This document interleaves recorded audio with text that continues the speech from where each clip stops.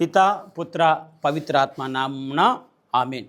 క్రీస్తునాథునిచే అమితముగా ప్రేమించబడుతున్నటువంటి ప్రియ క్రైస్తవ సహోదరి సహోదరులారా, మిమ్మల్ని అందరినీ సామాన్య కాల 15వ ఆదివారపు వాక్య పరిచర్యకై ప్రేమతో ఆహ్వానిస్తూ ఉన్నాను.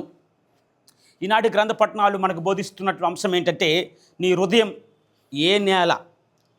దేవుని వాక్కు నీలో ఫలిస్తుందా అనే అంశంపై కేంద్రీకృతమై ఉన్నాయి. ప్రియ విశ్వాసులారా, ఈరోజు క్రీస్తు ప్రభు అడిగే ప్రశ్న చాలా లోతైనది. నీ హృదయము ఏ నేలకు సంబంధించినది? మనలో చాలామంది దేవుని వాక్యాన్ని వింటుంటాం, ఆదివారం దివ్య పూజాబలిలో పాల్గొంటుంటాం, ప్రార్థనలు చేస్తాం, విశ్వాసంగా ఉంటాం. కానీ మనల్ని ఒక ప్రశ్న వెంటాడాలి. ఎందుకంటే ఆ జీవితంలో ఎందుకు పెద్ద మార్పు అనేది రాలేదు? ఎందుకు అదే కోపము? ఎందుకు అదే అసూయ? ఎందుకు అదే ద్వేషము? ఎందుకు అవే కుటుంబ కలహాలు? ఎందుకు నా హృదయం క్షమించలేనటువంటిదిగా ఉంటుంది? దేవుడు నాతో మాట్లాడినందుకు గాన ఇవన్నీ జరుగుతున్నాయి? కాదు. సమస్య అనేది విత్తనములు లేదు, హృదయం అనే నీ నేలలో ఉంది.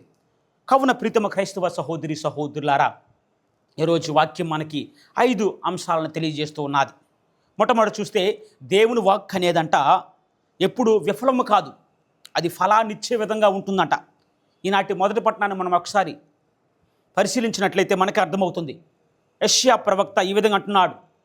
55వ అధ్యాయము పవిత్ర వచనంలో 10-11 చూస్తే, వానా మంచు ఆకాశము నుండి దిగి వచ్చి అచటికి మరలిపోగా భూమిని తడిపి దాని మీద పైరు మొలకించి పంటను పండించెను. 11వ వచనం ఈ విధంగా ఉంది. నా నోటు నుండి వెలువడు వాక్కు ఈ రీతిగానే ఉండును, అది నిష్ఫలముగా నా యొద్దకు తిరిగి రాక నా సంకల్పములను నెరవేర్చెను, నేను ఉద్దేశించిన కార్యములను సాధించెను అని వాక్యం మనకి సెలవిస్తుంది. అవును దైవ ప్రజలారా, ఇది దేవుని యొక్క గొప్ప వాగ్దానము. మనం చాలాసార్లు అంటుంటాం, ఫాదర్ గారు నేను ఎన్నో సంవత్సరాల నుంచి ప్రార్థన చేస్తున్నాను, ఎన్నో సంవత్సరాల నుంచి గుడికి వెళ్తున్నాను, దివ్య పూజాబలిలో విశ్వాసంతో పాల్గొంటున్నాను, కానీ ఏమీ జరగట్లేదు, నేను అనుకున్నవన్నీ కూడా తలక్రిందులవుతున్నాయి, నేనేమడిగినా దేవుని అది నాకు ప్రసాదించట్లేదు, ఏంటి సమస్య ఫాదర్ అని అడుగుతుంటారు. ప్రియా విశ్వాసులారా, దేవుడు మనకి ఇప్పుడు అంటున్నాడు, నేను ఆలస్యం చేయవచ్చు, కానీ నా వాక్యం ఎప్పుడు కూడా విఫలము కాదు, నీ జీవితంలో ఫలాన్నిస్తుంది, వేచియుండు. దీనికి ప్రీతమ క్రైస్తవ సహోదరి సహోదరు ఉదాహరణగా చూస్తే బైబిల్ మొత్తం దీనికి సాక్ష్యంగా నిలుస్తుంది. విశ్వాసులకు తండ్రి అయినటువంటి అబ్రహాము గారు 25 సంవత్సరాల పాటు వేచి ఉన్నాడు. పాత నిబంధనలో ఉన్న యోసేపు జైల్లో 2 నుంచి 3 సంవత్సరాల పాటు వేచి ఉన్నాడు. మోషే ప్రవక్త 40 సంవత్సరాల పాటు వేచి ఉన్నాడు. మరీ తల్లి క్రీస్తు ప్రభు యొక్క బహిరంగ జీవితాన్ని ప్రారంభించడానికి ముందు రమారమి 30 సంవత్సరాల పాటు వేచి ఉంది. అవును ప్రీతమ క్రైస్తవ సహోదరి సహోదరులారా, క్రీస్తు ప్రభు లేదా దేవుడు ఆలస్యం చేస్తున్నాడంటే ఖచ్చితంగా అద్భుతం చేయబోతున్నాడు. విశ్వాసముతో ఉండు, నమ్మకముతో ముందుకు సాగు. ప్రియా విశ్వాసులారా, ఒక చిన్న కథ. ఒక రైతంట విత్తనం వేసిన తర్వాత ప్రతిరోజు కూడా వచ్చి కొయ్యి తవ్వి ఆ విత్తనం మొలకెత్తిందా లేదా అని చూసేవాడంట. పక్కన ఉన్నటువంటి ఒక రైతు దీన్ని చూసి నవ్వాడంట. ఏంటి, విత్తనం నిజంగా మొలకెత్తాలంటే నువ్వు పాతిపెట్టిన తర్వాత కొన్ని రోజులు వేచి ఉండాలి, కానీ ప్రతిరోజు వచ్చి తవ్వి చూస్తే ఇంకెందుకు అది మొలకెత్తుంది అని చెప్పాడంట. అవును ప్రీతమ క్రైస్తవ సహోదరి సహోదరులారా, మనము కూడా ఇలానే ప్రార్థన చేస్తున్నాం కదా, వెంటనే ఒక్కొక్కసారి మనం ఫలాన్ని పొందకపోవచ్చు. మనం ఏమనుకుంటాం, ప్రార్థన చేసిన వెంటనే, దివ్య పూజలో పాల్గొన్న వెంటనే, ప్రార్థన చేసిన వెంటనే దేవుడు నాకు ఇచ్చేయాలి, దేవుడు నాకు ఇచ్చేయాలి, పుణ్యక్షేత్రానికి వెళ్ళాను కాబట్టి మరీ తల్లి విజ్ఞాపన ప్రార్థన సహాయంలో దేవుడు నాకు నేను అడిగిన దాన్ని వెంటనే ఇవ్వాలి అని అనుకుంటాం. కానీ ప్రీతమ క్రైస్తవ సహోదరి సహోదరులారా, దేవుడు అంటున్నాడు, వేళ్ళు ముందుగా పెరగాలి, తర్వాతనే నువ్వు ఫలాన్ని పొందుతావని మనకు వాక్యం ద్వారా సెలవిస్తున్నాడు. అవును ప్రియ విశ్వాసులారా, ఇంక 2 అంశాలను చూసినట్లయితే, యేసు చెప్పినటువంటి 4 నేలలు, క్రీస్తు ప్రభు మనకు బోధించినటువంటి 4 నేలలు కూడా నిజానికి 4 రకాల క్రైస్తవులకి చిహ్నంగా నిలుస్తుంది. అయితే ప్రియ విశ్వాసులారా, విత్తివాని యొక్క ఉపమానము గురించి మనము అర్థం చేసుకోవాలంటే, క్రీస్తు ప్రభు యొక్క ఉపమానము ఏ సందర్భంలో చెప్పాడో అనే అంశాన్ని మనం ఒకసారి గుర్తు చేసుకోవాలి. క్రీస్తు ప్రభు ఏ సందర్భం చెప్పాడంటే అప్పటికే క్రీస్తు ప్రభువుకి చాలా అవరోధాలు, వ్యతిరేకత ఏర్పడింది.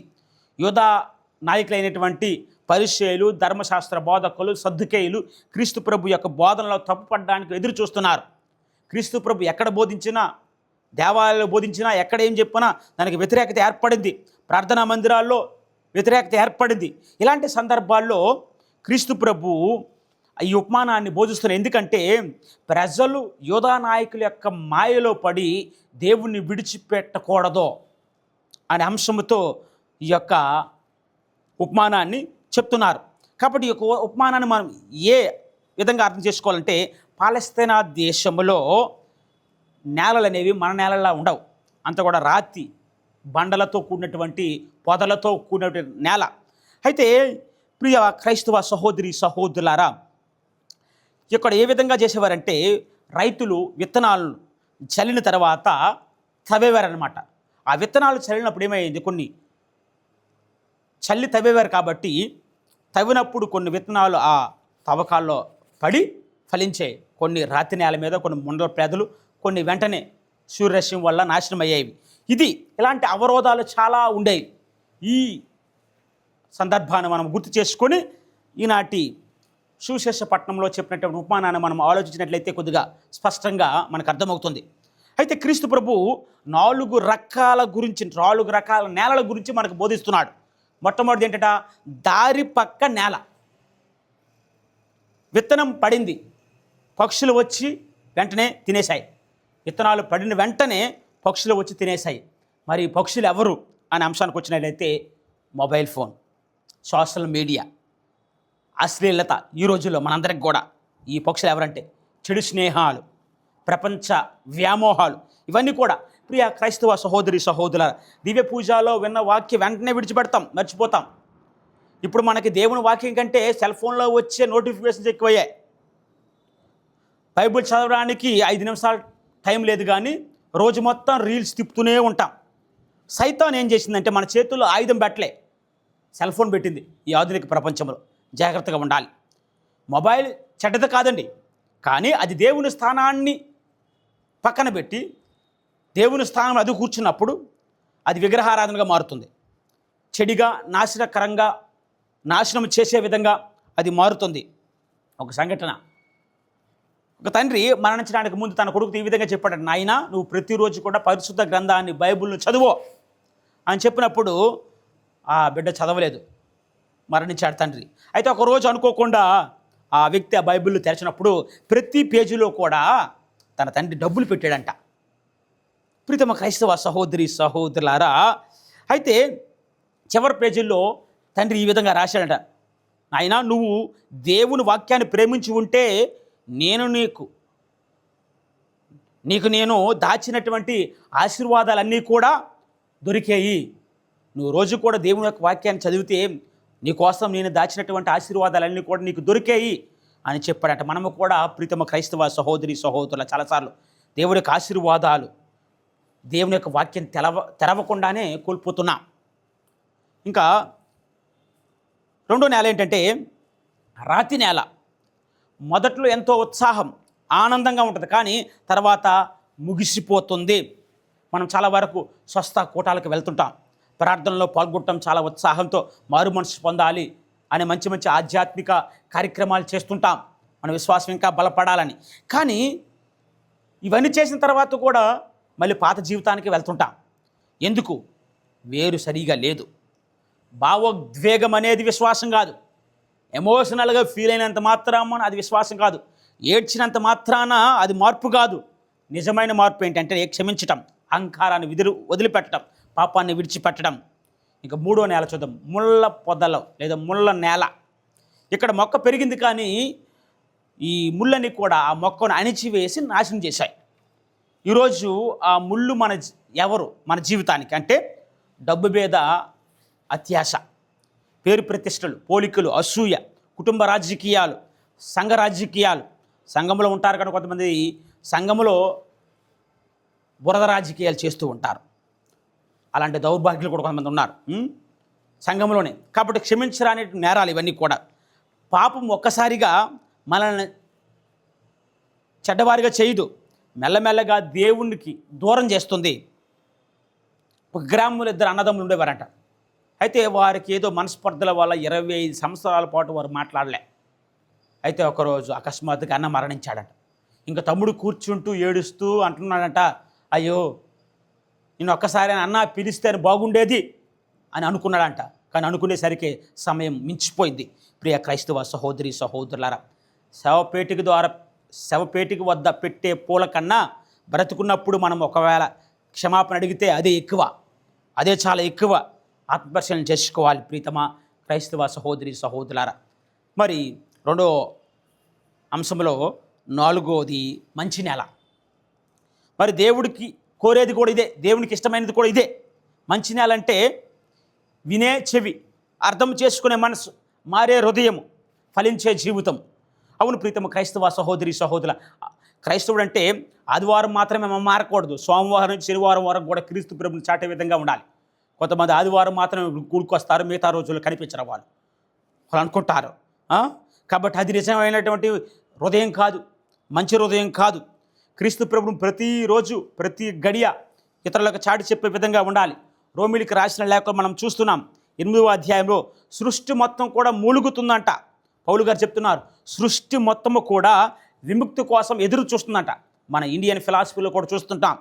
అసతోమ సద్గమయ, తమసోమ జ్యోతిర్గమయ, ముత్యోర్మ అమృతంగమయ అని శ్లోకం ద్వారా ప్రార్థన చేస్తుంటా. అసతోమ సద్గమయ, అసత్యము నుండి సత్యములోనికి, చీకటి నుండి వెలుగులోకి, మరణము నుండి జీవములోనికి నడిపించేది ఎవరు అని మనము కూడా మూలుగుతూ విముక్తి కోసం ఎదురు చూస్తుంటాం. ఈ యొక్క శ్లోకం ద్వారా చూస్తుంటే అక్కడ క్రీస్తు ప్రభు అంటున్నారు, నేనే సత్యమును, నేనే వెలుగును, నేనే జీవమును అని యోహాను సువార్త 14వ అధ్యాయం 1వ వచనంలో సత్యమని పలుకుతున్నాడు. యోహాను సువార్త 8:12లో చూస్తే నేనే వెలుగంటున్నాడు. యోహాను సువార్త 11వ అధ్యాయం 25వ వచనంలో ఈ విధంగా అంటున్నాడు, నేనే జీవము. అవును ప్రీతమ క్రైస్తవ సహోదరి సహోదరులారా, ఈరోజు ఈ ప్రపంచాన్ని మనం ఒక్కసారి గమనించినట్లయితే యుద్ధాలు, విడాకులు, ఆత్మహత్యలు, మత్తు పదార్థాలు, ప్రకృతి ధ్వంసం చేయటం, ఇవన్నీ కూడా కేవలం వార్తలు మాత్రమే కాదండి. మనిషి దేవుణ్ణి దూరం అవుతున్నాడని మనకు తెలియజేస్తున్నాడు. అంటే మనం నాశనం అవుతున్నామంటే మన వ్యక్తిగత జీవితం మాత్రమే కాదు, కుటుంబము, సమాజము, సంఘ జీవితము అన్నీ కూడా నాశనం అవుతున్నాయని మనం గుర్తించాలి. ఇంకా 4వ అంశంగా మనం చూసినట్లయితే మనకి తల్లి అయిన తిరుసభ మనకేం బోధిస్తుందంటే, తల్లి అయిన తిరుసభ మన హృదయం మారకుండా రక్షణ లేదంట. మన హృదయం మారకుండా రక్షణ లేదు. కథోలిక సంఘం మనకు చెప్తుంది, దివ్య సంస్కారాలు మాయాజాలం కాదు, అది మాయ కాదు. దివ్య సప్రసాదం స్వీకరించడం అనేది అది స్వీకరిస్తే సరిపోదు, పాప సంకీర్తనం చేస్తే సరిపోదు, మారు మనసు జరగాలి. పునీత అగస్తిన్ గారు ఈ విధంగా అంటున్నారు, దేవుడు నిన్ను నీ సహకారం లేకుండానే సృష్టించాడు, కానీ నీ సహకారం లేకుండా నిన్ను రక్షించలేడు అని చెప్తున్నాడు.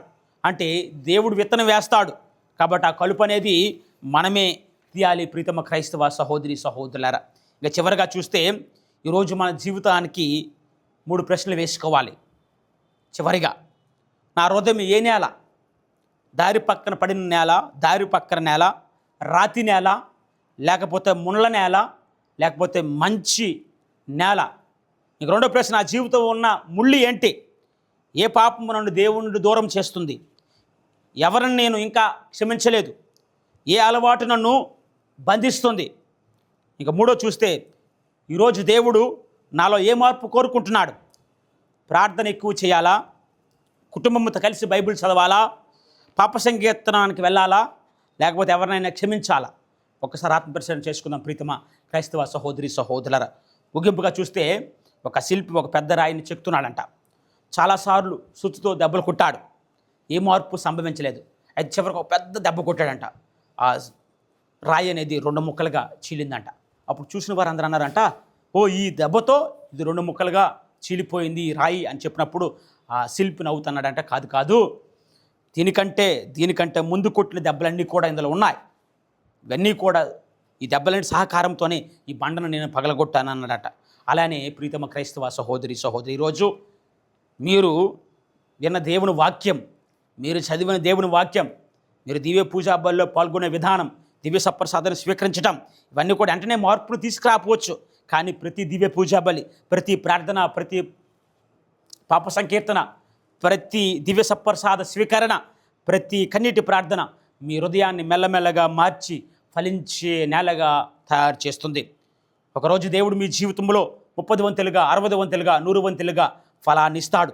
కావున ప్రీతమ క్రైస్తవ సహోదరులారా, ఈరోజు పట్టణాల ద్వారా మరి ముఖ్యంగా క్రీస్తు ప్రభు చెప్తున్నాడు, విత్తనం గురించి మాట్లాడట్లేదు, నేల గురించి మాట్లాడుతున్నాడు. మరి నీ హృదయం అనేది ఏ నేలకు సంబంధించినది? ఒకసారి ఆత్మపరిశీలన చేసుకుందాం. దేవుని వాక్యాన్ని మనస్ఫూర్తిగా స్వీకరించే నేలగా, హృదయముగా ఉందా నీ హృదయము? మరి నీ హృదయాన్ని మార్చడానికి, అదేవిధంగా నీ కుటుంబాన్ని మార్చడానికి, నీ యొక్క సంఘాన్ని మార్చడానికి నీ హృదయం అనేది చాలా ముఖ్యం. కాబట్టి ఈ హృదయాన్ని మంచి నేలగా తయారు చేయడానికి కావలసినటువంటి శక్తిని ప్రసాదించమని ఈ దివ్య పూజాబల్లో ప్రార్థించుదాం.